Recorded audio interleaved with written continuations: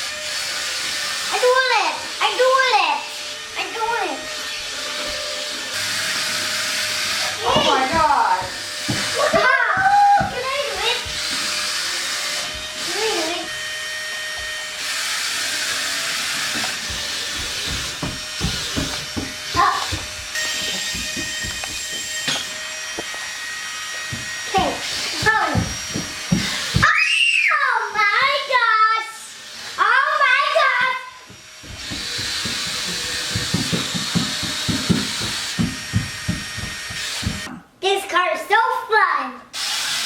This car is super neat.